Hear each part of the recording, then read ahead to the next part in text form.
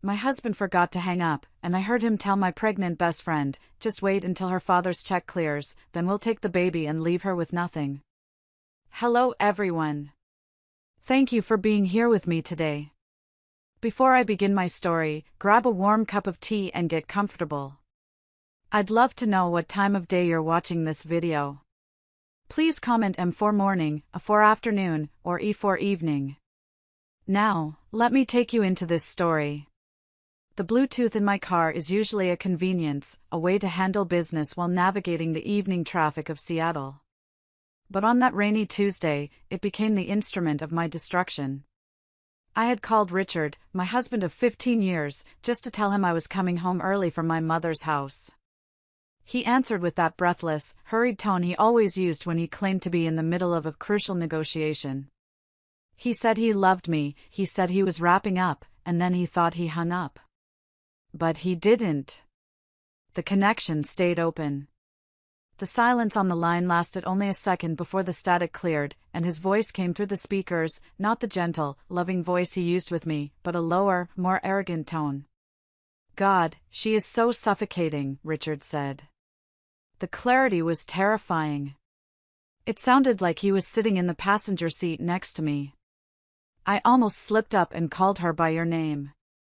My hands tightened on the leather steering wheel. I checked the screen. The call timer was still ticking. I opened my mouth to shout, to say, "Richard, I'm still here," but then a woman's voice answered him. A voice I knew better than my own sister's. "You better not," the woman laughed, a throaty, familiar sound. "I don't want my son confused about who his real family is." It was Monica. My best friend. The woman I had known since college. The woman who sat at my kitchen island every Sunday drinking herbal tea. I didn't scream. I didn't breathe. I just merged into the slow lane, my heart hammering a frantic rhythm against my ribs. "Don't worry, babe," Richard said. "Laura is clueless. She lives in that fairy tale world her daddy built for her. She thinks I'm grinding away at the office to build our future." "I'm tired of waiting, Richard," Monica whined. "Look at me. I'm 6 months pregnant. I can't keep hiding inside those hideous oversized sweaters Laura buys me. It's humiliating pretending this baby is some accident from a guy who ran off." "Just wait," Richard's voice turned cold, calculating. "Just wait until her father's check clears. You know the trust fund distribution is next month. 5 million, Monica. That's our ticket. Once that money hits our joint account, I transfer it to the offshore shell, serve her the divorce papers, and we are gone. We'll take the baby and leave her with nothing but her empty house and her dried-up womb." I felt the blood drain from my face. The world outside my windshield blurred. Dried-up womb. The cruelest insult he could possibly throw. He knew how many rounds of IVF we had tried. He knew how many nights I had cried in his arms after another miscarriage. He knew I blamed myself. "She's too old to give me a son anyway," Richard continued, twisting the knife. "She's barren, Monica. You're giving me the legacy she never could." Then came a sound that nearly caused me to drive off the bridge. A rhythmic, swooshing sound. Whoosh whoosh. Whoosh whoosh. "Listen to that," Monica cooed. "That's your son's heartbeat. Strong. Unlike hers." They were at the OB/GYN appointment. The appointment Monica had told me she was going to alone because she was so scared and lonely. She had even asked me for money for the copay yesterday. I was shaking so violently the car swerved slightly, earning a honk from a passing truck. I pulled over onto the wet shoulder of the highway, my hazard lights blinking in the gloom. I sat there, paralyzed, listening to my husband and my best friend kiss. I heard the wet, smacking sound of their lips, the murmur of affection I hadn't received in years. "I love you," Richard whispered to her. "We just have to play the game a little longer. Use her money to pay for the birth, let her buy the crib, let her set up the nursery. And then, we vanish." I stared at the dashboard. The call timer hit 4 minutes and 12 seconds. Then, finally, the line went dead. I sat in the silence of my car, the rain drumming against the roof like a funeral march. My entire life, my marriage, my friendship, my future, had just been dismantled in 4 minutes. They weren't just cheating. They were planning to steal my family's inheritance. They were mocking my infertility. They were going to let me build a nursery for a baby they planned to steal away. I looked at my phone. A text popped up from Richard. "Sorry honey, meeting ran late. Picking up dinner. Love you." And right below it, a text from Monica. "Hey Auntie Laura. Baby is kicking so much today. Can't wait to see you tomorrow." I let out a scream that tore at my throat, a primal sound of pure agony. But as the scream faded, something else settled in my chest. It wasn't just sadness. It was a cold, hard block of ice. They thought I was the clueless, barren wife. They thought I was just a walking checkbook. I wiped my face. I checked my reflection in the rearview mirror. My eyes were red, but they were sharp. "Okay," I whispered to the empty car. "You want to play a game? Let's play." Before we continue with how I turned their world upside down, I want to say thank you for listening. If you are watching from New York, or Texas, or anywhere in between, let me know in the comments. I read every single one. Now, let me tell you about the ghosts that haunted me on that drive home. I didn't start the engine immediately. I couldn't. My body was still trembling, a physical rejection of the trauma I had just absorbed. I leaned my head back against the headrest and closed my eyes, and instantly, the memories came flooding back, not as warm nostalgia, but as sharp, jagged shards of glass. I thought about the day I met Richard. It was 7 years ago. He was charming, handsome in a rugged way, but he was broken. Literally and financially. He had just declared bankruptcy after a failed tech startup. I was the one who paid off his credit card debt so he could qualify for a car loan. I was the one who introduced him to my father, Arthur, a man who built his empire on steel and logistics. My father had been skeptical. "He has shifting eyes, Laura," Dad had warned. "He looks at your purse, not your face." But I was 35 then, hearing the ticking of my biological clock like a time bomb. I wanted love. I wanted a family. So I defended Richard. I told my parents he had vision. I paid for our wedding. I bought the house we lived in. I put him on the deed because I wanted us to be equals. Equals. I laughed bitterly in the dark car. We were never equals. I was the host, he was the parasite. And then there was Monica. The betrayal from her cut deeper than the one from Richard. You expect men to be stupid sometimes, but your best friend? Monica was 10 years younger than me. I met her when she was an intern at the charity foundation I managed. She had come to me crying one day because her mother needed surgery and she couldn't afford it. I wrote the check. A personal check. $15,000. I never asked for it back. When she lost her apartment, I let her stay in my guest house for 6 months rent-free. When she cried about being single and lonely, I held her hand. And when she told me she was pregnant 3 months ago, sobbing that the father was a one-night stand who blocked her number, I was the one who wiped her tears. I remembered taking her shopping just last week. We were at a high-end baby boutique. She had picked out a crib, a ridiculously expensive, hand-carved oak crib. "It's too much, Laura," she had said, giving me those wide, innocent doe eyes. "I can't afford this." "Nonsense," I had replied, handing my credit card to the cashier. "I'm going to be the honorary auntie. I want this baby to have the best." I remembered Richard standing there with us, looking at the crib. I had thought his soft expression was affection for me and my generosity. Now I knew. He was looking at the crib for his son. They were shopping for their family on my dime, right in front of my face. They must have laughed about it in bed later. "Look at how stupid she is," they probably said. "She's buying furniture for the baby that will replace her." The realization made bile rise in my throat. Every kindness I had shown them was now a weapon they used against me. My infertility, my greatest sorrow, was their punchline. I looked at my phone again. I needed to delete the call log. I couldn't let Richard know I had called. If he saw a 4-minute call that he missed, he would know I heard everything. He would cover his tracks. He would hide the money better. He might even become dangerous. I took a deep breath, forcing air into my lungs that felt too tight. I had to go home. I had to walk into that house, look my husband in the eye, and not claw his face off. I had to be the Laura they thought I was, sweet, oblivious, naive Laura.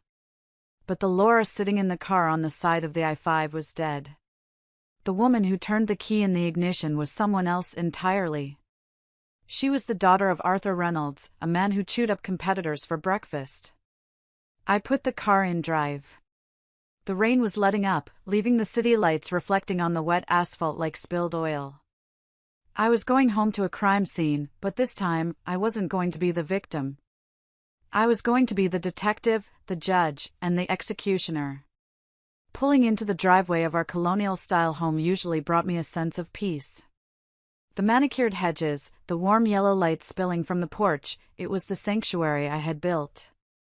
Tonight, it looked like a stage set for a horror movie. I checked my face in the vanity mirror one last time. I applied a fresh coat of lipstick to hide the fact that I had chewed my lip until it bled. I practiced my smile. It felt stiff, like a mask made of clay that hadn't quite dried, but it would have to do. I unlocked the front door and the smell hit me instantly.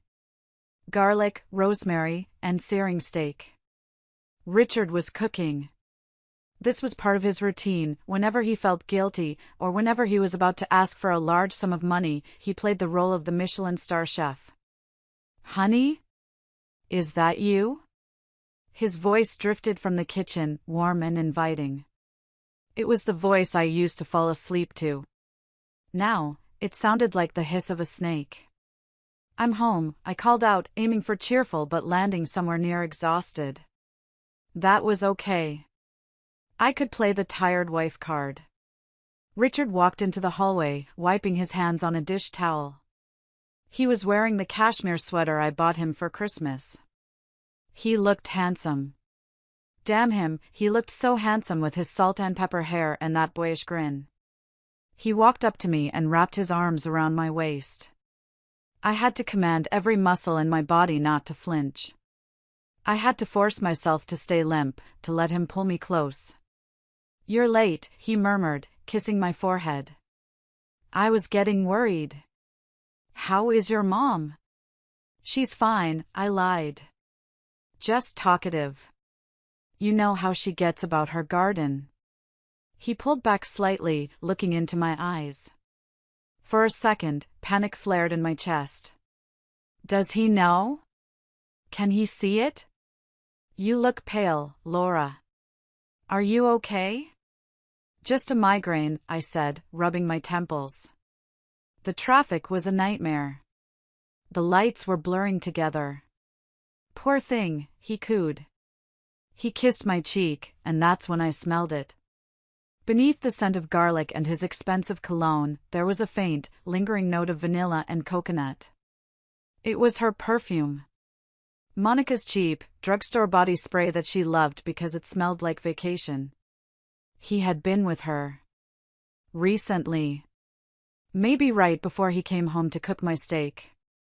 He hadn't even bothered to shower. He was so arrogant, so sure of my blindness, that he walked into our home carrying the scent of his mistress on his skin. I pulled away gently. "I think I need to lie down for a bit. The smell of the food, it's a little strong for my head right now." "Of course," he said, the picture of concern. "Go rest.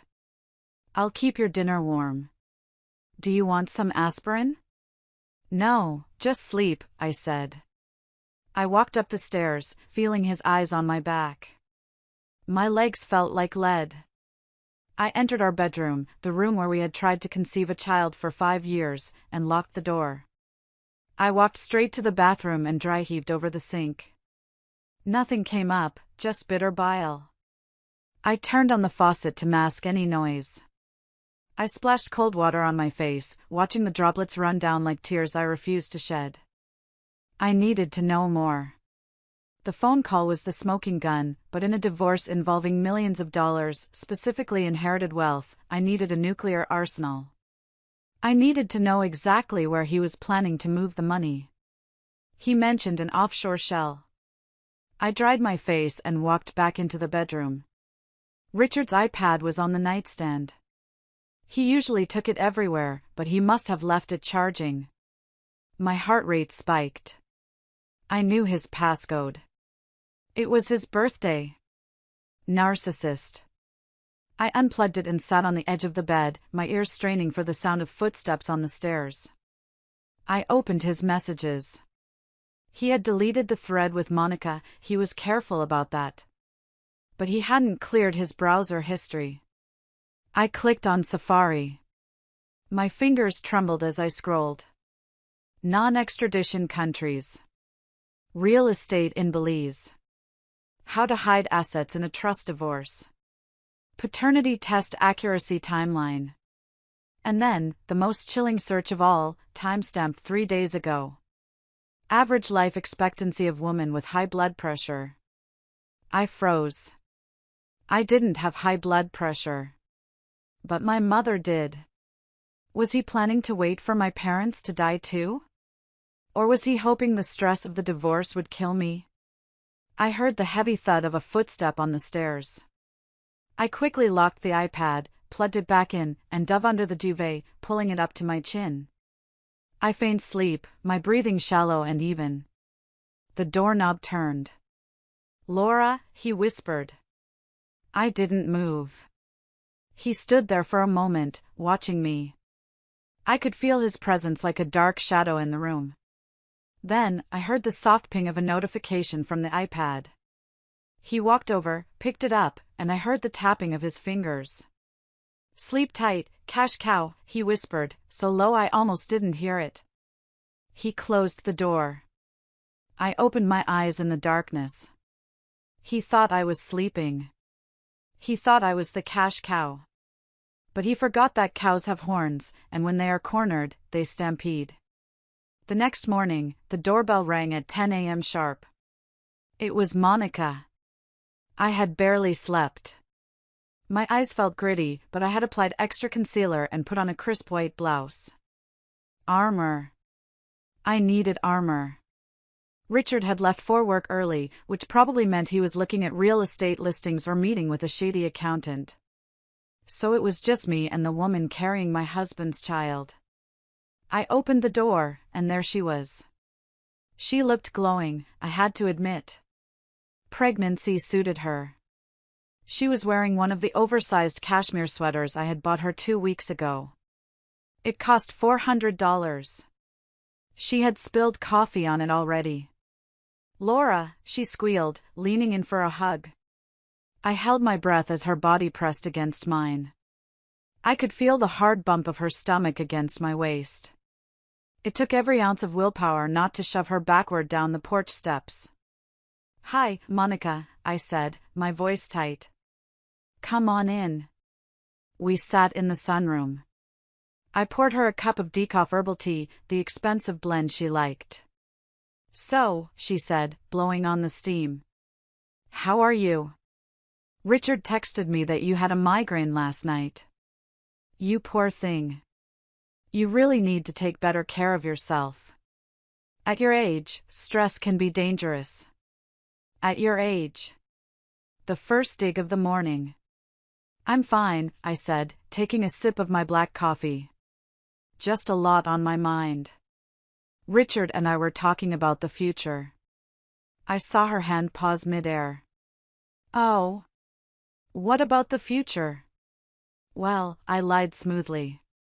"I was thinking about the inheritance coming in from my dad. It's a lot of money to manage. I was telling Richard maybe we should just donate a huge chunk of it. Start a new foundation. You know, give back to the world instead of hoarding it. Monica choked on her tea. She coughed violently, setting the cup down with a clatter. Donate it? All of it? Not all of it, I smiled, a shark-like baring of teeth. But most. Richard and I don't have children. We don't have anyone to leave a legacy to. Why keep millions sitting around when we live so simply? Panic flitted across her eyes. She rubbed her belly unconsciously, a protective gesture. But, Laura, surely you want to keep some for security? Or, what if you guys try for a baby again? Surrogacy is expensive. No, I sighed, looking out the window at the garden. Richard thinks I'm too old. And honestly, maybe he's right. Maybe some bloodlines just aren't meant to continue. Besides, karma has a way of working things out. If you do good, you get good. If you lie and cheat, well, you end up with nothing. I turned my gaze back to her. I locked eyes with her. For a second, the air in the room went still. I saw a flicker of genuine fear in her pupils. Did she know I knew? Then she forced a laugh, high and brittle. Wow, that's heavy for a Wednesday morning. You're so noble, Laura. But Richard, does he agree? He works so hard. He deserves to enjoy that money. Richard agrees with whatever I say, I said coldly. He knows who holds the purse strings. Monica shifted uncomfortably in her seat. Well, speaking of babies, the little guy is kicking up a storm today. She lifted her sweater slightly, showing off the curve of her belly. Do you want to feel? It was a power move. A cruel, twisted power move to remind me of what she had and I didn't. She thought it would make me cry. She thought I would crumble. I stared at her exposed skin.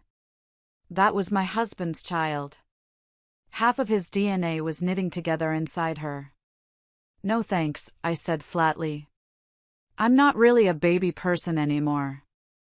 I think I'm over it. Monica looked stunned. I was supposed to be the weeping, desperate, infertile woman. My indifference threw her off script. Oh. Okay. She pulled her sweater down. Well, I just wanted to remind you about the baby shower next month. I know it's a lot to ask, but since you offered to host. I'm still hosting, I interrupted. In fact, I want to make it bigger. Let's invite everyone. Richard's colleagues, my family, all our mutual friends. Let's make it a massive celebration. Monica's eyes lit up. Greed. She loved being the center of attention, especially on my dime. Really? You'd do that? Absolutely, I said. I want to give you a party that no one will ever forget. She beamed, oblivious to the threat hidden in my promise. You're the best friend ever, Laura. Seriously. I don't know what I'd do without you. You'd be broke and alone, I thought. I have to run, I stood up abruptly.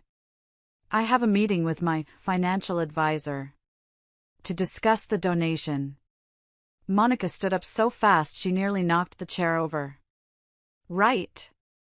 Yes. Don't do anything rash though, okay? Talk to Richard first. I always talk to Richard, I said, walking her to the door. As she walked to her beat-up Honda Civic, which I knew Richard was planning to replace with a Range Rover using my money, I pulled out my phone. I dialed the number for the best forensic accountant in the state. This is Laura Reynolds, I said when the receptionist answered. I need to book an urgent consultation. I suspect high-level marital fraud and asset dissipation. And I need a team who can work quietly. The game was on. Monica wanted a party? I was going to give her a spectacle. The forensic accountant, a man named Mr. Henderson with glasses thick enough to see into the future, had given me a checklist. Get the hard drive. Get the tax returns. Check the credit reports. 2 days after Monica's visit, Richard went on an overnight business trip to Portland. I knew he wasn't in Portland. The Find My iPhone feature he thought he had disabled on our shared family cloud account showed his iPad, which he took with him, pinging at a luxury resort 2 hours north. And guess whose phone was pinging at the same location? Monica's. I didn't cry this time. I felt a cold, clinical precision taking over. I waited until I was sure they were settled in. Then I went into Richard's home office. He kept it locked, but I had the master key to every door in this house.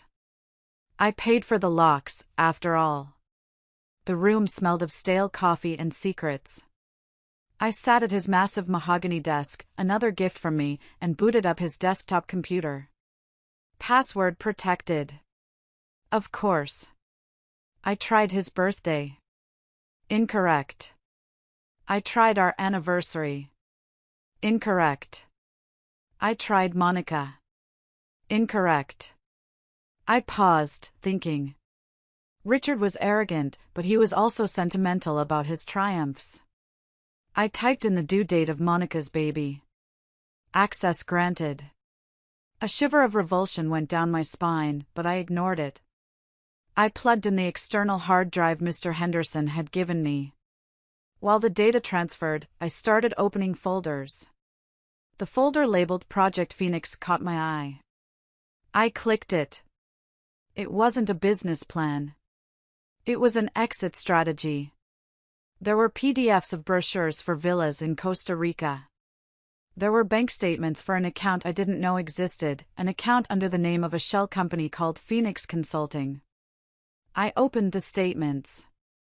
My breath hitched. Transfer, $5,000. Consulting fee. Transfer, $12,000.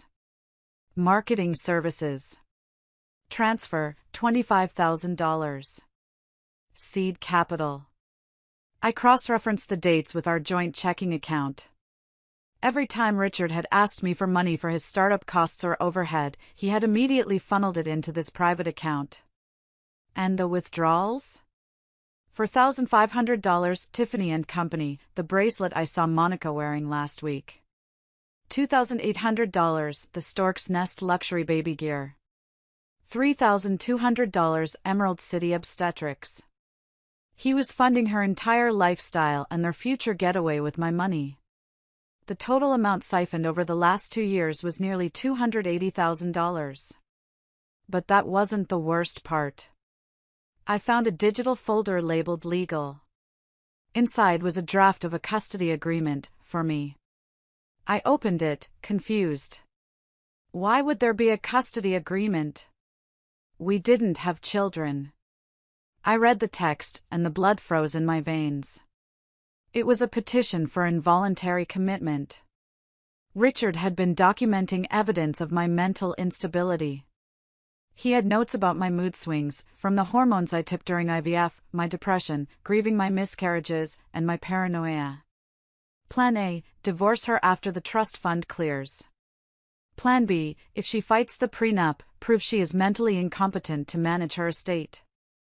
Have Richard appointed as conservator. He wasn't just going to leave me. If I fought back, he was planning to have me locked up and take control of my fortune that way. He wanted to pull a Britney Spears on me. I sat back in the leather chair, staring at the glowing screen. The cruelty was bottomless. This man, whom I had nursed through the flu, whose debts I had paid, whose ego I had stroked for a decade, he looked at me and saw nothing but an ATM machine he needed to hack. The hard drive beeped. Transfer complete. I pulled the drive out and slipped it into my bra. I shut down the computer. I wiped my fingerprints off the keyboard and the desk surface. I stood up and looked around the room. I wanted to smash everything. I wanted to take a golf club to his monitors. But I couldn't. Not yet. I needed the big money to drop. I needed them to think they had one. I walked out of the office and locked the door. My hands were shaking, but not from fear anymore. They were shaking with the adrenaline of the hunt. I went downstairs and poured myself a glass of wine. I sat in the dark living room and dialed my father. "Dad?" I said when he picked up. "Laura? Is everything okay? It's late." "No, Dad.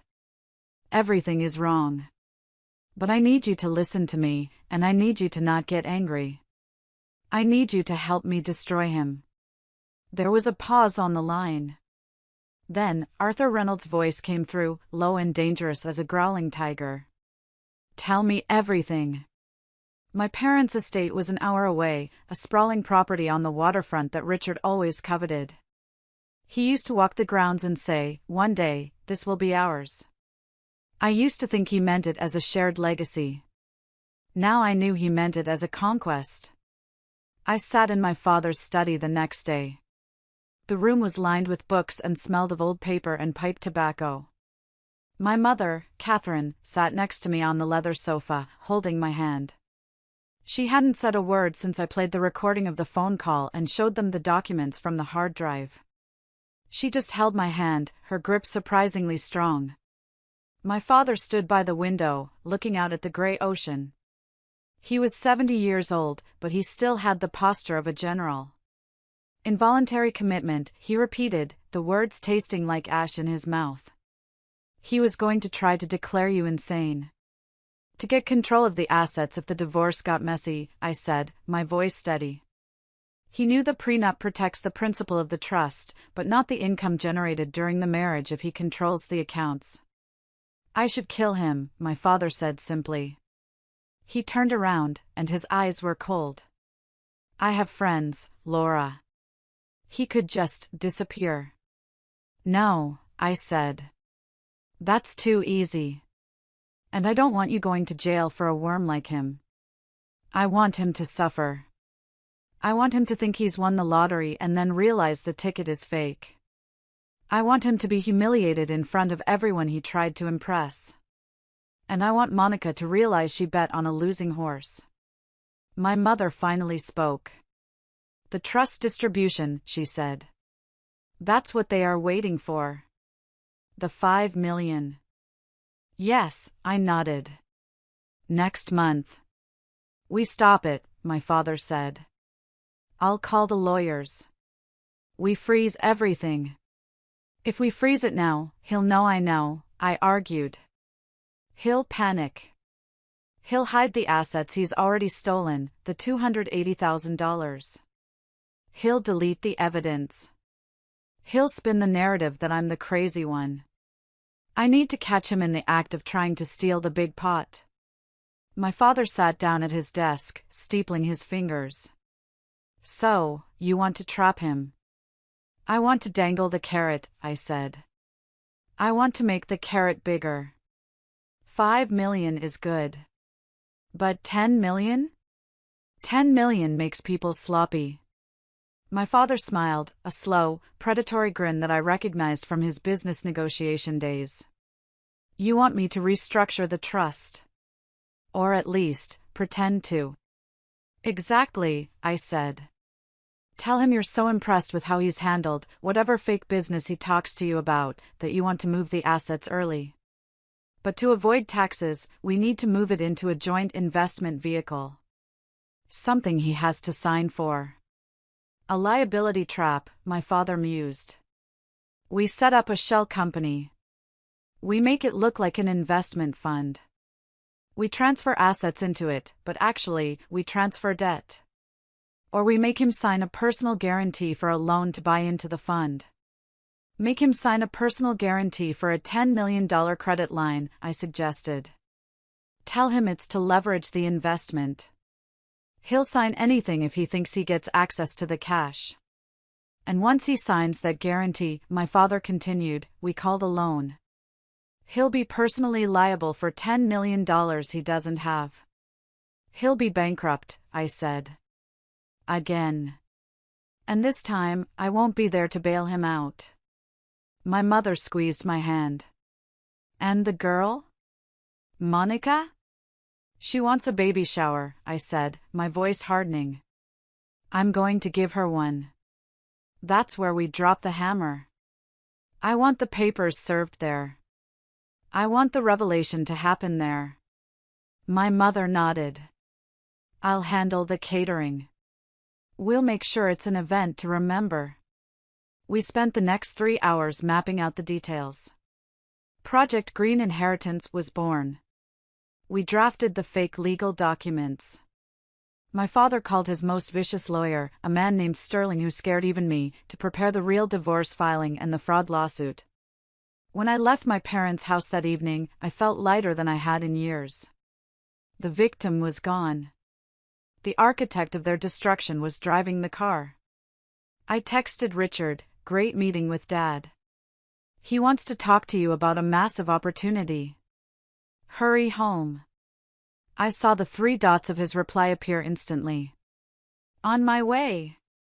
Love you. Love me. Right. He loved the smell of money. And he was about to catch a whiff of the biggest meal he'd ever choke on. That evening, I set the stage. I opened a bottle of vintage Cabernet, one Richard had been saving for a special occasion. I lit candles. I put on the jazz playlist he liked to pretend he understood. When he walked in, he looked flushed. He had probably driven 90 miles per hour to get here after my text. "Laura," he called out, dropping his keys. "What's all this?" "Celebration," I said, handing him a glass of wine. I was wearing my best silk robe. I had to sell the fantasy. I talked to Dad today. Really talked to him. About us. About your potential. Richard's eyes widened. He took the glass, his fingers brushing mine. And he agrees with me, I said, leading him to the sofa. He thinks he's been too hard on you. He thinks you're ready for the next level. I took a deep breath, channeling every ounce of acting skill I possessed. Dad wants to liquidate the Blue Water Trust. The one with the $5 million. Richard nodded, trying to look calm, but I saw the pulse jumping in his neck. Okay. And distribute it to you? No, I said. He wants to double it. He wants to combine it with his personal liquidity fund. $10 million, Richard. He wants to transfer it into a new management LLC. And he wants you to be the managing partner. Richard stopped breathing. I literally saw him stop breathing. $10 million. Control. Power. It was everything he had ever wanted. Managing partner, he choked out. Me? Yes, I beamed. He says he's getting too old to micromanage these aggressive funds. He needs young blood. He wants to set it up next week. But... I paused, looking worried. But what? Richard leaned forward, his hunger palpable. He needs you to sign some heavy paperwork. Since you'd be the managing partner, you'd have to sign the liability waivers and the capital guarantees. It's standard stuff, Dad says, just to keep the IRS off our backs. But it puts you legally in charge. I can handle it, Richard said immediately. He didn't even ask what a capital guarantee entailed. He just heard legally in charge. I've handled complex deals before, Laura. You know that.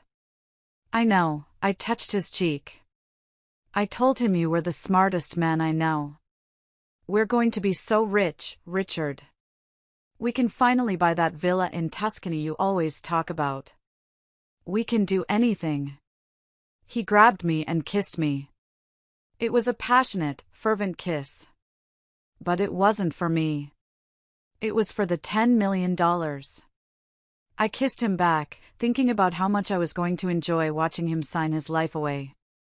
I need to make a call, he said, pulling away abruptly. Just checking on a client. To clear my schedule for next week. Go ahead, darling, I smiled. He practically ran into the hallway.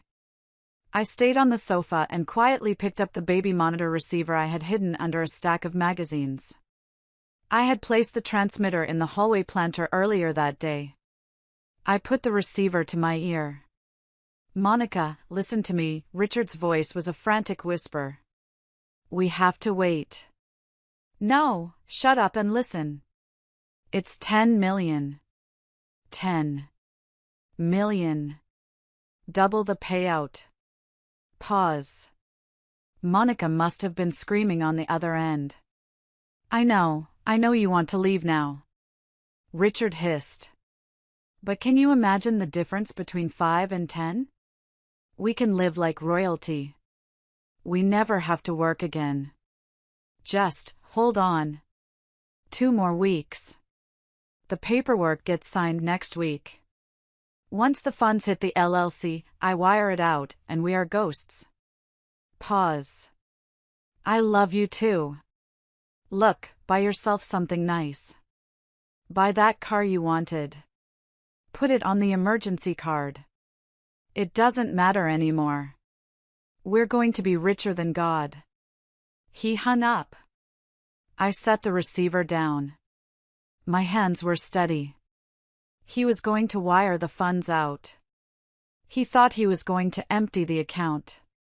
He didn't know that the account he would be given access to would be a restricted escrow account, and the wire transfer he attempted would trigger the immediate enforcement of the personal guarantee. He was going to attempt grand larceny, and in doing so, he would trigger a debt that would bury him. He walked back into the living room, a smile plastered on his face. All sorted, he said. My schedule is clear. I'm all yours. To us, I said, raising my glass. To us, he replied, clinking his glass against mine. To me, I thought. And to the hell I'm about to rain down on you. The week leading up to the signing was a masterclass in psychological torture. Richard was on his best behavior, playing the doting husband so intensely it was nauseating. But Monica? Monica was cracking. I invited them both to dinner at a high-end seafood restaurant downtown. I told them it was a pre-celebration for the big business deal. I wanted to see them in the same room. I wanted to see the tension. Monica arrived wearing a tight dress that accentuated her bump. She looked tired. Her ankles were swollen. Richard, meanwhile, was glowing, wearing a new suit he had undoubtedly bought with my money. You look exhausted, Mon, I said as we sat down. Doesn't she, Richard? Richard barely glanced at her. He was too busy looking at the wine list. She looks fine. So, Laura, did your dad mention the notary date? Tuesday, I said. But let's not talk business yet. Let's talk about the baby. Monica, you must be so excited. Monica glared at Richard. I am. But it's hard doing it alone. You know? Without a partner to help with the heavy lifting. It was a direct shot at Richard. Well, you have us, I said, patting her hand. Richard has been so helpful, haven't you, honey? He's been looking at nursery themes with me. Richard froze. He hadn't been looking at nursery themes with me. I was lying. But he couldn't deny it without looking like a bad husband in front of the money source, and he couldn't agree without pissing off Monica. I just glanced at a few, Richard stammered. He wants a jungle theme, I told Monica. Which is funny, because I remember you saying you wanted a jungle theme for your baby. Isn't that a coincidence? Monica's fork clattered onto her plate.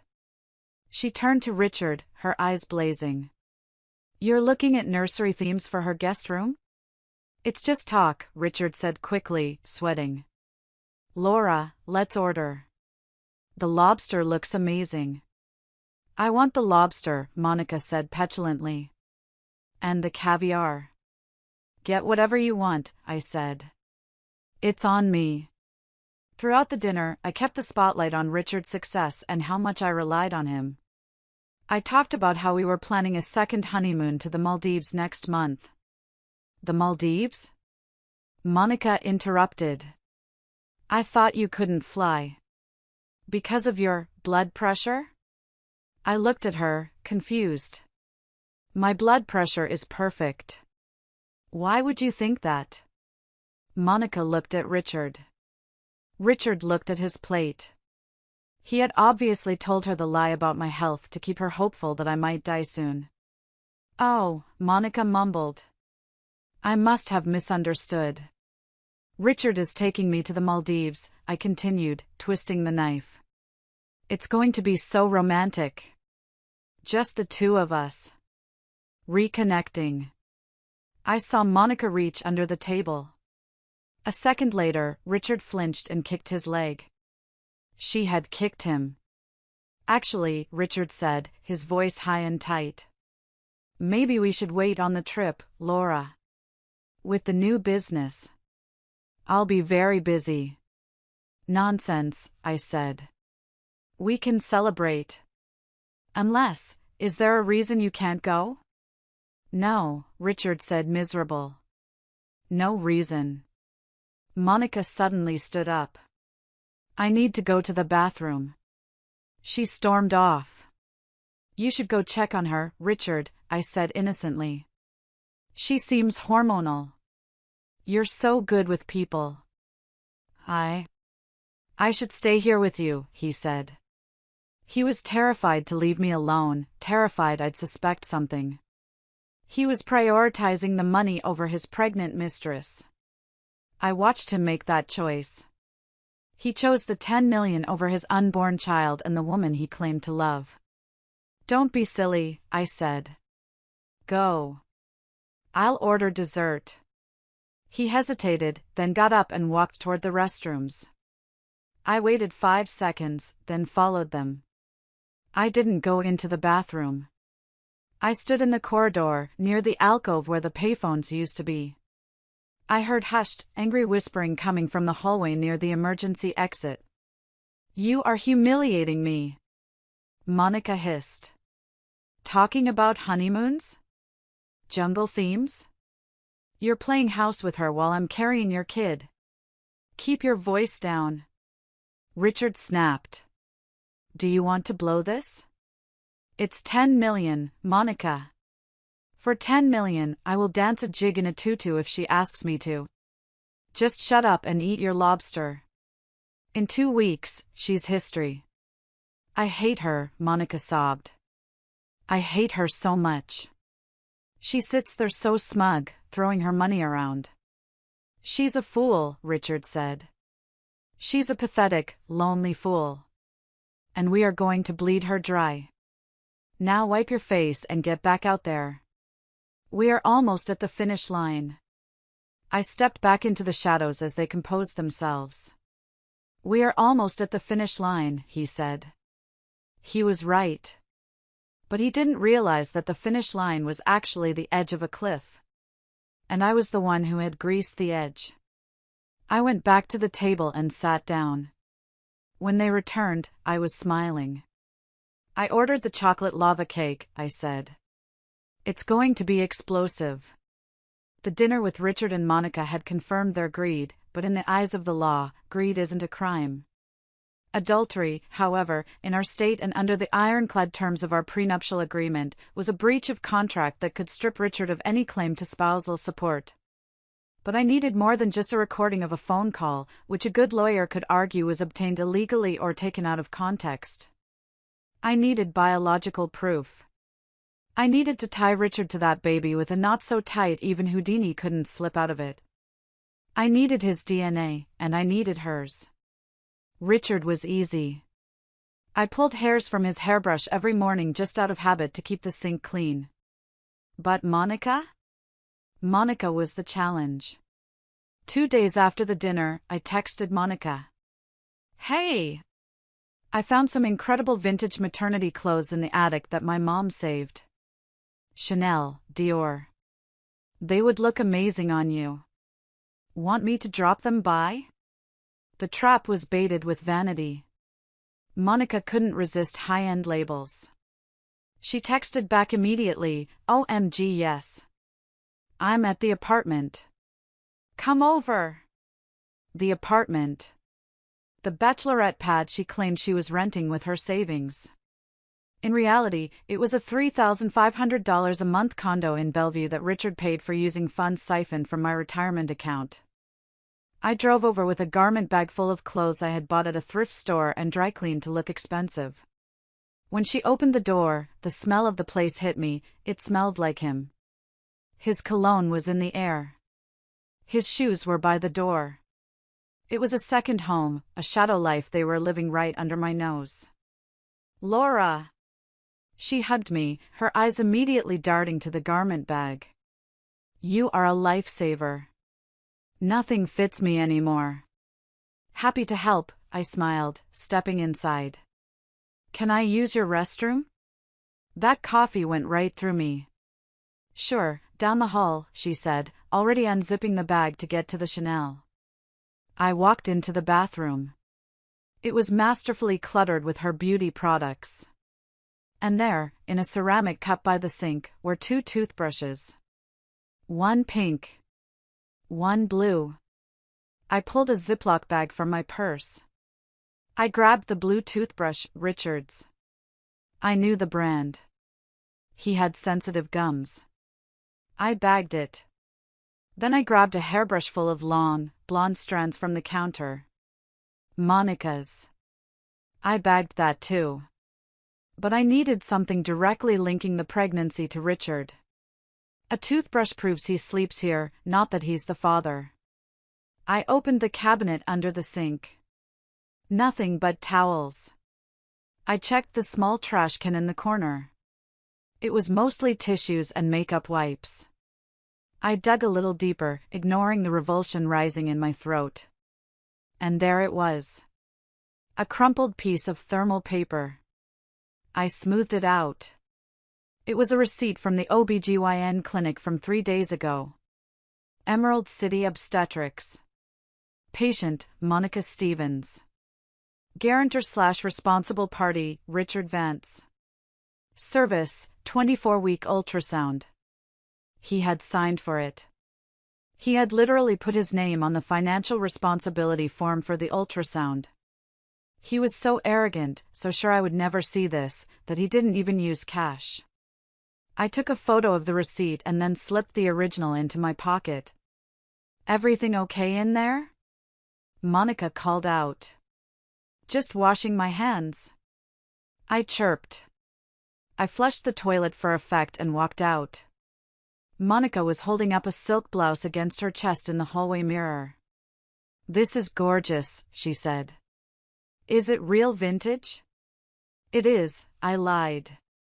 "It looks perfect on you. Wear it to the party." "I will," she beamed. "By the way, Richard said the business deal is happening Tuesday. He seems stressed but excited." "He is," I said, walking to the door. "He's about to become a very powerful man, Monica. We should all be ready for changes." "I'm ready," she said, rubbing her belly. I was born ready. I drove straight to the private lab my lawyer, Sterling, had recommended. I handed over the Ziploc bags and the receipt. "I need a rush on this," I told the technician. "I need a paternity profile and a comparative analysis. I need to know that the DNA on this blue toothbrush matches the DNA of the father, and I need it to match the husband." "We can have a preliminary match in 48 hours, the technician said. "But for court admissible." "I don't need it for court yet," I interrupted. "I need it for a video presentation." He looked at me, confused, but took the credit card. Driving home, I felt a strange sense of calm. The pieces were locking into place. I had the financial trap set with my father. I had the social trap set with the party. And now, I had the biological trap. Richard came home that night whistling. He kissed me on the cheek. "Big day tomorrow with your dad," he said. "I've been reviewing the prospectus." "You're going to do great," I said, stroking his lapel. Just make sure you sign everything.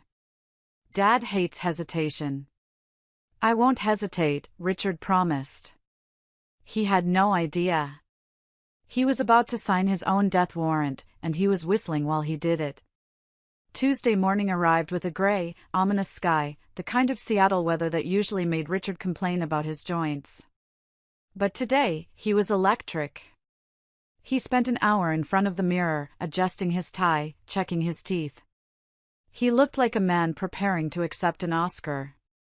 "Do I look like a managing partner?" he asked, turning to me. "You look like a $10 million man," I said. It wasn't a lie. That was exactly the amount of debt he was about to incur. We drove to my father's office in the city. The Reynolds building was a steel and glass monolith that Richard always stared up at with envy.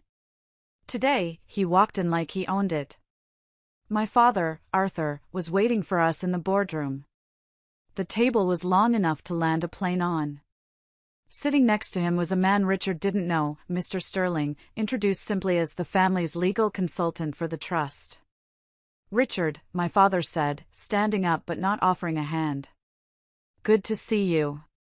"Arthur," Richard nodded, trying to match my father's gravitas. "Ready to get to work." "Excellent. Let's not waste time."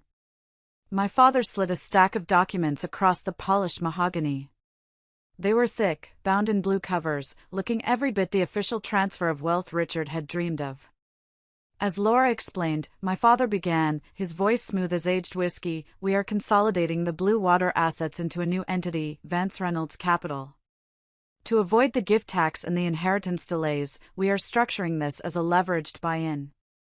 Richard nodded sagely, but I could tell by the glaze in his eyes he didn't understand half of what Arthur was saying. He just heard Vance Reynolds Capital. His name. First. "You will be the sole managing director," Sterling piped up, tapping the paper. "This gives you unrestricted trading authority. However, to satisfy the SEC and the banking covenants, the director must personally guarantee the leverage line. It's a formality. The assets cover the loan 10 times over." "Of course," Richard said, reaching for the silver pen. "Standard procedure." "Read it carefully, Richard," I said softly, feigning concern. "It's a big commitment." He shot me a look that said, "Shut up, let me handle this. I know what I'm doing, Laura." He flipped to the signature page. He didn't read the clause on page 42 that defined the assets as non-liquid and subject to a 5-year lockup. He didn't read the clause on page 50 that stated the leverage line was callable immediately upon any evidence of marital infidelity or misappropriation of funds. And he certainly didn't read the fine print that made the personal guarantee absolute, piercing the corporate veil, meaning they could come after his car, his clothes, and any future earnings. He signed his name with a flourish. "Richard Vance." "Done," he said, capping the pen. My father watched him, his face unreadable. "Welcome to the deep end of the pool, Richard." "When do the funds hit?" Richard asked, his hands trembling slightly. "The account is active as of now," Sterling said, checking his watch. "You have trading power." Richard let out a breath he must have been holding for years. He looked at me, and for a second, I saw the mask slip. It wasn't love in his eyes. It was triumph. He thought he had just stolen my family's legacy. "We should celebrate," Richard said. "Dinner? Champagne?" "I have a better idea," I said. "Let's save the big celebration for the baby shower on Saturday. It will be a double celebration. New life, new business." "Right," Richard said, distracted. He was already mentally spending the money. "The baby shower." "Sure." He stood up, shook my father's hand vigorously, and practically danced out of the room. When the door clicked shut, the silence in the room was heavy. My father looked at the document. He didn't even ask about the interest rate. "He's a fool, Dad," I said, staring at the door. "A greedy, desperate fool. He's legally hooked, Sterling confirmed, putting the papers in his briefcase. As soon as you file for divorce and we prove the adultery, the bad boy clause in this contract triggers. We call the loan. He owes the holding company $10 million immediately. He'll be bankrupt by lunchtime. And the funds he thinks he has access to? I asked. Restricted escrow, Sterling smiled, a shark-like expression. He can see the money on a screen, but he can't move a cent out without a counter-signature. Which he won't get. I walked over to the window and looked down at the street. I saw Richard walking out of the building. He stopped on the sidewalk, pulled out his phone, and made a call. Even from 20 stories up, I knew who he was calling. Monica. He was telling her they were rich. Enjoy it, Richard, I whispered against the glass. You have exactly 4 days to feel like a king. The audacity of Monica Stevens knew no bounds. When she asked for the baby shower, I thought she meant a small gathering. But once she thought Richard had secured the $10 million, her demands spiraled into insanity. She didn't just want a party, she wanted a coronation.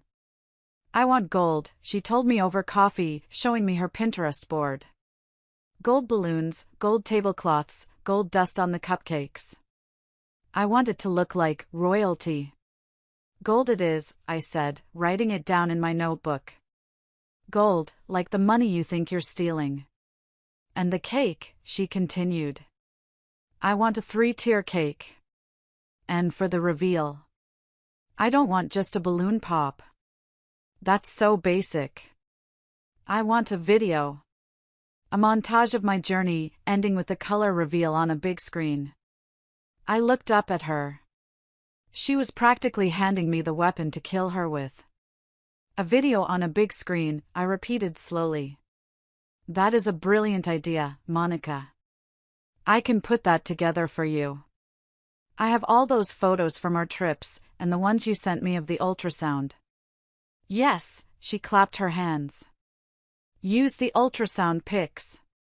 And put some emotional music behind it. Something like 1,000 years. I'll make sure it's very emotional, I promised. She wanted the party at my house. Of course she did. She wanted to parade her fertility in the home of the barren woman she was betraying. She wanted to stand in my living room, surrounded by my friends, eating my food, and secretly laughing at me. Are you sure you're okay with this, Laura? She asked, putting on a fake pout. I know, the baby stuff is hard for you. I'm over it, I said, sipping my tea. Really? I'm just happy for you.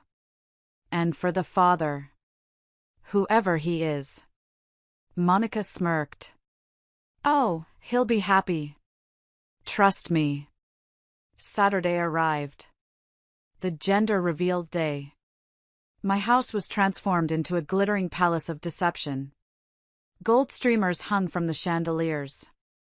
A catering team, paid for by me, was setting up a buffet of lobster sliders and truffle fries. Richard was pacing the hallway, looking nervous. Is this too much? He asked, adjusting his tie. People might talk. Why are we doing this for your assistant? She's my best friend, Richard, I said, fixing his collar. And besides, we're celebrating us too, remember? The deal. We can announce it to everyone tonight. Right, he relaxed slightly. The deal. Guests started arriving at 2 p.m. It was a mix of Richard's business associates, who he wanted to impress with his new wealth, my family, who were all in on the plan, and Monica's friends, a gaggle of women who looked at me with pity, clearly knowing more than they should. Monica arrived in a white limousine. She stepped out wearing a gold sequined gown that hugged her bump. She looked like she was arriving at the Met Gala, not a backyard barbecue. Welcome to the party, she shouted, waving to everyone. She walked straight to Richard and gave him a hug that lasted 3 seconds too long. I watched from the balcony. The way she looked at him, it wasn't just love, it was ownership. She thought she owned him now. She thought she owned this house, this life. My mother walked up beside me. She was wearing black, like she was attending a funeral. In a way, she was. "Are you ready?" Mom asked. "I've been ready for a lifetime," I said. "The server is set up," Mom whispered. "The projector is focused. Dad has the security team on standby in the garage." "Good." I looked down at the crowd. Monica was holding court near the chocolate fountain, laughing loudly. Richard was holding a scotch, looking smugly at my father's business partners, probably bragging about his new managing director title. They were so high up. The fall was going to be breathtaking. "Laura!" Monica waved at me from below. "Come down. It's time for the video." I smiled and waved back. "Coming." I walked into my bedroom and opened the safe. I took out the USB drive. It contained the file named monica_journey.mp4. But I had edited it. Oh, I had edited it beautifully. I checked my reflection. I wasn't the sad, infertile wife anymore. I was the karma they didn't believe in. I walked down the grand staircase, the USB drive warm in my hand. The crowd parted for me. I felt like a gladiator entering the arena. "All right, everyone," I announced, grabbing the microphone. "Gather round. Monica has been dreaming of this moment for months. She wants to show you all the truth about this miracle baby." Monica beamed, clutching Richard's arm. Richard looked uncomfortable but forced a smile. I plugged the USB into the laptop connected to the projector. The massive screen in the living room flickered to life. "Lights, please," I called out. The room went dark. The darkness in the room was heavy, filled with the hushed anticipation of 50 guests. The air smelled of expensive perfume and the ozone tang of a storm about to break. I stood by the projector, the hum of the cooling fan vibrating against my fingertips. I looked out at the faces illuminated by the ambient glow of the screen. There was Monica, standing front and center, her hands cradling her belly, her face turned upward in rapturous expectation. She expected a montage of ultrasound photos set to a sappy ballad, ending with a burst of blue or pink confetti. She expected validation. She expected to be the star. There was Richard, standing slightly behind her, shifting his weight from foot to foot. He was swirling the ice in his glass, his eyes darting around the room. He was trying to look casual, trying to maintain the distance of a supportive boss while secretly sharing the intimacy of a father. He had no idea that in his pocket, the phone he thought was secure had been cloned by my forensic team 3 days ago. There was my father, Arthur, standing by the patio doors. He wasn't looking at the screen. He was looking at Richard with the cold, dead stare of a sniper waiting for the green light. Beside him, 2 men in dark suits, private security masquerading as caterers, stood with their hands clasped in front of them, ready to move. And there was me. My heart was hammering against my ribs like a trapped bird, but my hands were steady. This was the moment of no return. Once I pressed play, there was no going back to the polite fiction of my marriage. Once I pressed play, I would be a divorcee. I would be the woman who nuked her own life to kill the cancer growing inside it. But looking at them, the husband who called me barren and the best friend who stole my money to buy her maternity clothes, I didn't feel fear. I felt a righteous, burning clarity. I gripped the remote control. My thumb hovered over the enter button. Time seemed to slow down. I could hear the individual breaths of the people in the front row. I could hear the ice clinking in Richard's glass. I thought about the nursery I had never gotten to decorate. I thought about the nights I spent injecting hormones into my bruised stomach while Richard was working late with Monica. I thought about the check for $10 million Richard thought he controlled. "This is for you, Laura," I whispered to myself. The Laura who deserved better. I looked directly at Richard. For a split second, our eyes locked in the dim light. He frowned. He saw something in my face, not the adoration he was used to, but a shark-like flatness. His smile faltered. He took a half-step forward, his mouth opening to ask a question. "Laura," he mouthed. It was too late. I pressed the button. CTA call to action. The screen flared to life, casting a harsh, white light over Richard's terrified face. The silence in the room was about to be shattered forever. I stood there, the remote in my hand like a detonator, watching the fuse burn down to nothing. My friends, my heart is racing just retelling this moment. If you are listening to this and you are rooting for me, if you want to see these traitors get exactly what they deserve, please, take a second right now to hit that like button. And in the comments, type the number 1. Just the number 1. Let me know you are standing with me in this living room, holding the line. Your support fuels me. Type 1 now, and let's watch their world burn together. The video didn't start with music. It started with static. Then, a date appeared in white text on a black background, October 14, 5:42 p.m. The audio crackled to life. It was the recording from my car. The sound was crystal clear, amplified by the expensive surround sound system Richard had insisted we install. God, she is so suffocating. I almost slipped up and called her by your name. Richard's voice boomed through the living room. In the crowd, heads turned. People looked confused. They thought it was a joke or a skit. But Richard? Richard froze. His glass slipped from his fingers and shattered on the marble floor, the sound sharp as a gunshot. You better not. I don't want my son confused about who his real family is. That was Monica's voice. On the screen, the static cut to a video clip. It was grainy, taken from a long-distance lens, but undeniable. It showed Richard and Monica at a park bench. Richard was kissing her stomach. A collective gasp went through the room. It sounded like all the oxygen had been sucked out at once. Monica let out a strangled sound, a high-pitched no. She turned to look at the projector, her face pale as death under the heavy makeup. The audio continued, relentless. Just wait until her father's check clears. 5 million, Monica. That's our ticket.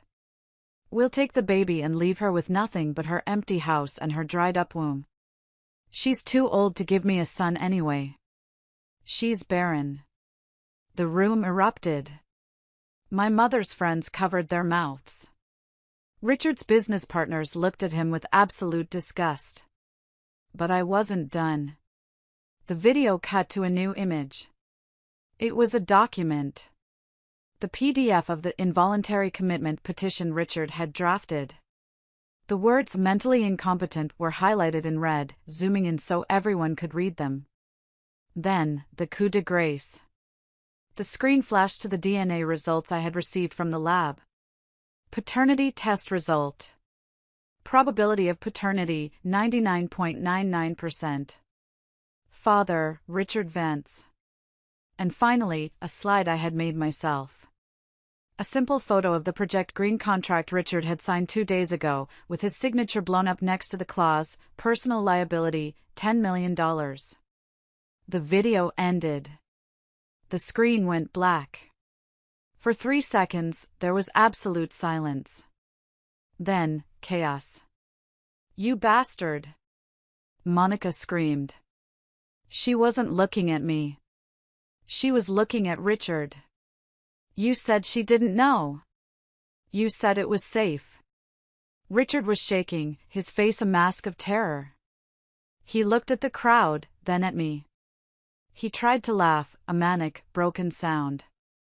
This is a deep fake. It's AI. Laura is sick, she's. Save it, Richard, I said into the microphone.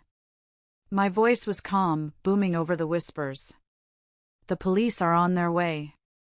And so are your creditors. Creditors? Richard stammered, sweating profusely. What creditors? My father stepped out from the shadows. Me, he said. You signed a personal guarantee for $10 million on Tuesday, Richard. And since you just admitted to conspiracy to commit fraud and theft on tape, I am calling the loan. Right now. Richard looked at my father, then at the contract flashed on the screen in his mind. The color drained from his face completely. He realized the trap. No, he whispered. No, that was for the trust. There is no trust, I said, walking down the stairs. There never was. You signed a debt, Richard. You owe my family $10 million. And since we have a prenup that denies you everything in the event of adultery, you have no way to pay it. Monica grabbed Richard's arm, her nails digging into his suit. What does she mean? Where is the money? We need the money for the baby. Richard shoved her away. Hard. She stumbled back, almost falling into the dessert table. Get off me! Richard roared, losing all control. You stupid cow! You couldn't keep your mouth shut. You ruined everything. The crowd gasped again. This was the man who played the gentleman. Now he was a cornered rat, attacking the pregnant woman he claimed to love. Get out! I commanded, pointing to the door. Both of you. Get out of my house. Laura, please, Richard turned to me, his eyes wild, switching tactics instantly. He fell to his knees. Actually dropped to his knees in the middle of the gold confetti. Laura, baby, listen. She trapped me. She seduced me. It was a mistake. I love you. I was just saying those things to keep her quiet until I could get rid of her. It was pathetic. It was revolting. You just tried to claim I was insane to steal my money, Richard. I looked down at him with pure contempt. You aren't a victim. You're a parasite. I nodded to the security guards. Take the trash out, I said.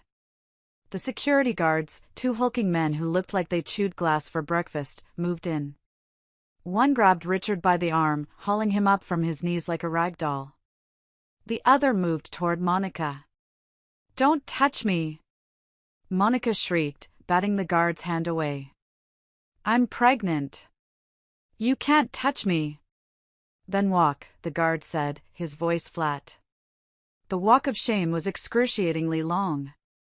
Richard tried to struggle, shouting about his rights, about his lawyer. Call your lawyer, my father shouted after him, his voice booming.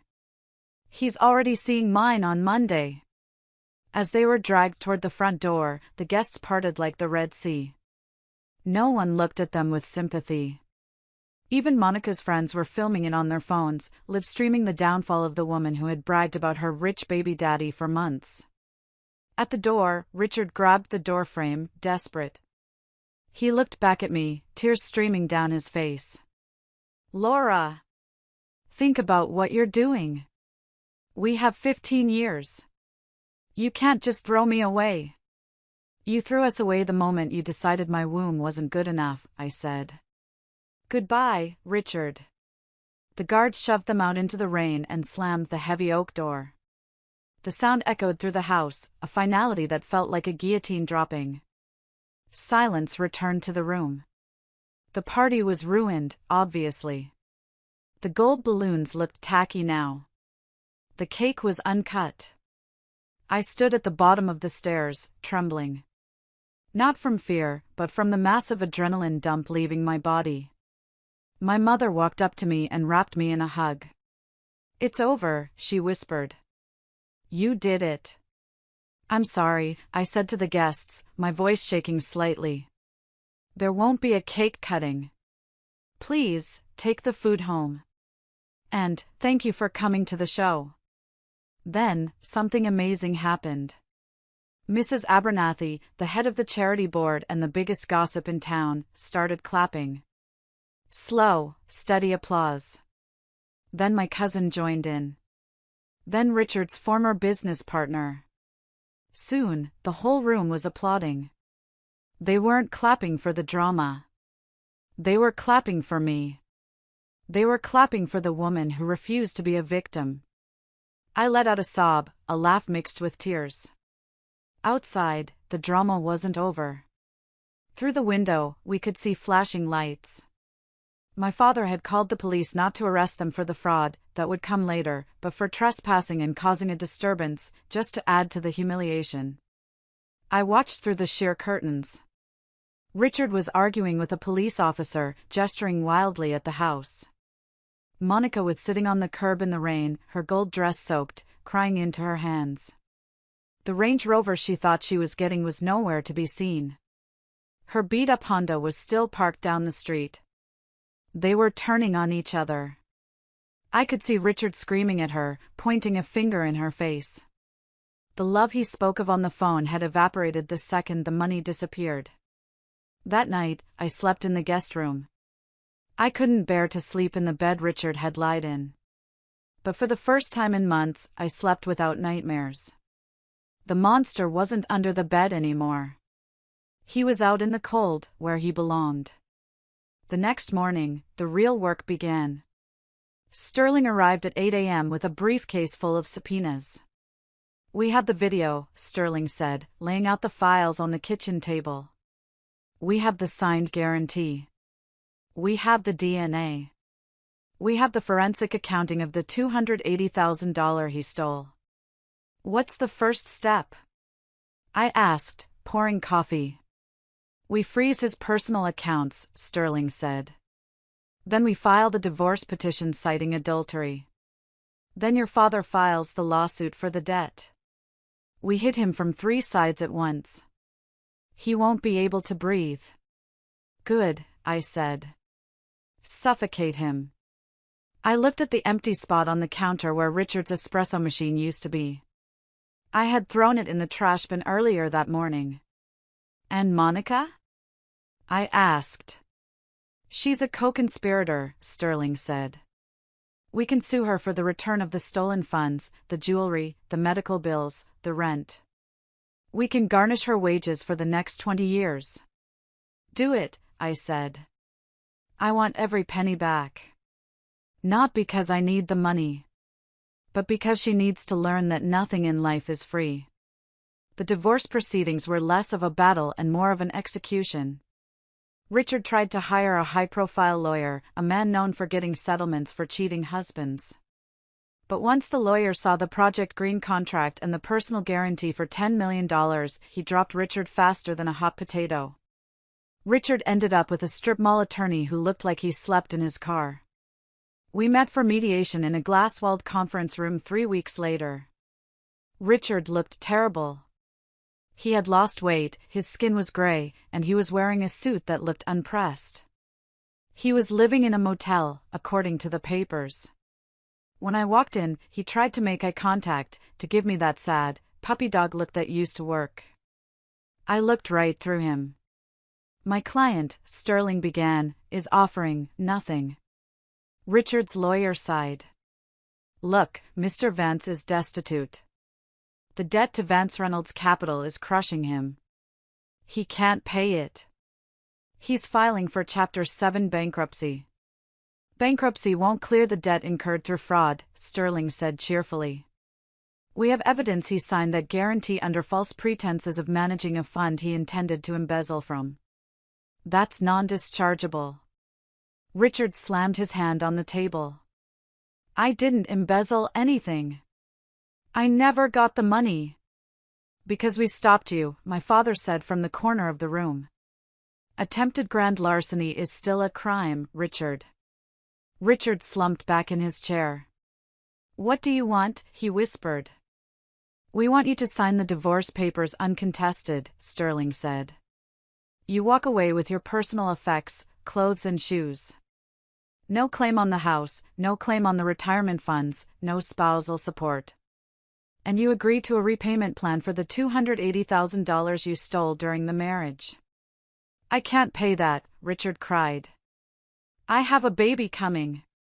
"Not my problem," I said. It was the first time I had spoken. He looked at me with hatred. You're heartless, Laura. You know that? You're a cold, heartless bitch. I learned from the best, I replied calmly. He signed. He had no choice. If he fought us, we would press criminal charges for the fraud and the wiretapping. He had recorded me without consent, as we found on his laptop. He left the meeting with a suitcase of clothes and a debt that would follow him for the rest of his life. The bankruptcy court took his car. They took his watch collection. They even took the golf clubs I had given him for his 40th birthday. As for the house, I hired a crew to strip it. I replaced the mattress. I repainted the walls. I burned the sheets. I wanted every trace of his DNA scrubbed from my sanctuary. One afternoon, I was overseeing the painters when my phone rang. It was an unknown number. Laura? It was Monica. Her voice sounded small, broken. What do you want, Monica? I need help, she sobbed. Richard left. He said he can't afford the baby. He said it's my fault he's broke. I'm due in 3 weeks, Laura. I have nowhere to go. My parents won't take me back. That sounds terrible, I said. Please, she begged. I know I messed up. But this is an innocent baby. Can you help me? Just a loan? Or maybe I could stay in the guest house again. The audacity was breathtaking. She actually thought she could play on my sympathy one last time. Monica, I said, my voice hard as steel. You didn't just mess up. You plotted to destroy me. You mocked my inability to have children while carrying a child you planned to raise on my money. You aren't a friend. You're a predator who got caught. But the baby. There are plenty of adoption agencies and women's shelters, I said. I suggest you call one. Do not call me again. If you do, I'll file a restraining order. I hung up and blocked the number. I stood there in my empty hallway, listening to the silence. It wasn't lonely. It was peaceful. Karma, as it turns out, is a patient artist. She paints with slow, deliberate strokes. I didn't seek out news of Monica, but in a small social circle, gossip travels faster than light. 3 weeks after her desperate phone call, I heard through a mutual acquaintance that Monica had gone into labor. It wasn't the royal birth she had envisioned. There was no private suite, no gold balloons, no videographer capturing the magic moment. She delivered at the county hospital, alone. Richard didn't show up. He was reportedly dodging process servers for another debt and living out of his car. The baby was a boy. A healthy baby boy. The son Richard had so desperately wanted to secure his legacy. But a legacy requires assets, and Richard had none. The reality of single motherhood hit Monica like a freight train. She couldn't afford the luxury condo anymore. She was evicted a month after the birth. She had to move back to her hometown in rural Ohio, moving into her parents' basement, the very fate she had mocked me for avoiding. She tried to sue Richard for child support. It was a comedy of errors. You can't squeeze blood from a stone.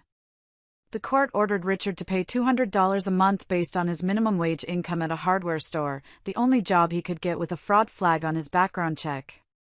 $200 a month. That wouldn't even cover the diapers she used to buy with my credit card. As for her career? Dead. The industry we worked in was tight-knit. Everyone knew what she had done. I didn't even have to badmouth her, the video from the party had circulated quietly. No reputable charity or foundation would hire a woman known for embezzling from her benefactor. She was working as a waitress at a diner, I heard. Serving coffee and eggs to truckers, with her Chanel clothes selling on eBay to pay for formula. Richard wasn't doing much better. The bankruptcy had cleared some of his debts, but the judgment for the stolen marital funds remained. My father's lawyers garnished his wages. Every paycheck he earned, we took 25%. He tried to contact me once, sending a letter to my lawyer. Laura, I'm changing. I'm going to church.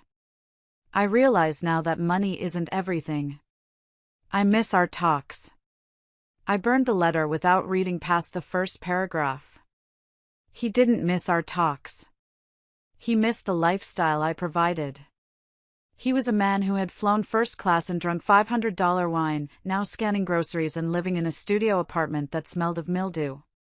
One rainy Tuesday, a year after the discovery, I was stopped at a red light downtown.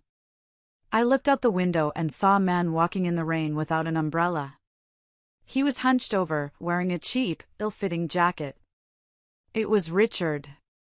He looked 10 years older. His hair was thinning. The arrogant strut was gone, replaced by the shuffle of the defeated. He was waiting for the bus. The Richard the first knew wouldn't be caught dead on a bus. The light turned green. I didn't honk. I didn't roll down the window to shout an insult. I just pressed the accelerator of my Mercedes and drove past him. He didn't see me. He was too busy looking at his shoes. That was the moment I knew I had truly won. Not because he was miserable, but because I felt absolutely nothing seeing him. No anger. No sadness. Just indifference. He was a stranger. A cautionary tale in a wet jacket. And Monica? I checked her Facebook profile once, a moment of weakness. It was a stream of complaints. So tired. Why don't men step up? Need a babysitter who works for cheap. There were photos of the baby. He looked like Richard. Poor kid. I hoped he would grow up to be better than his parents, but the odds were stacked against him. I closed the laptop.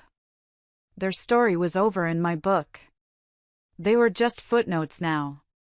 Ugly, messy footnotes in the chapter before my real life began. They say the best revenge is living well, but I think the best revenge is rediscovering who you were before the vampires drained you. I sold the house. The colonial mansion with the gold streamers and the bad memories was too big for one person. I didn't want to walk past the guest room where Monica had slept or the kitchen where Richard had cooked his guilt steaks. I bought a modern, glass-walled house overlooking the Sound. It was full of light. Clean lines. No dark corners for secrets to hide. I started a new foundation, this one focused on financial literacy for women. I wanted to teach women how to protect their assets, how to spot financial abuse, how to ensure that no man could ever do to them what Richard tried to do to me. I called it the Phoenix Fund. A little inside joke for myself, reclaiming the name Richard had used for his shell company. My parents were my rock. My father, the tough-as-nails businessman, softened in the aftermath. We spent weekends gardening together. He never said, "I told you so." He just said, "I'm proud of you." And the baby issue, the dried-up womb comment that had haunted me? I went to therapy. A lot of therapy. I unpacked the shame I had carried for not being able to conceive. I realized that my value wasn't located in my uterus. I had so much love to give, and there were so many ways to give it. I became a court-appointed special advocate, CASA, for children in the foster system. I used my resources to help kids who had been abandoned by parents like Richard and Monica. One afternoon, I was at a fundraiser for the new foundation. I was wearing a red dress, a color I never wore with Richard because he said it was too aggressive. I felt powerful. A man approached me. He was older, distinguished, with kind eyes. "Laura Reynolds?" he asked. "I'm David. I've heard a lot about your work with the foster program." We talked. Not about money, or business deals, or status. We talked about books. We talked about the ocean. He didn't scan the room looking for someone more important to talk to. He looked at me. He didn't know about my money.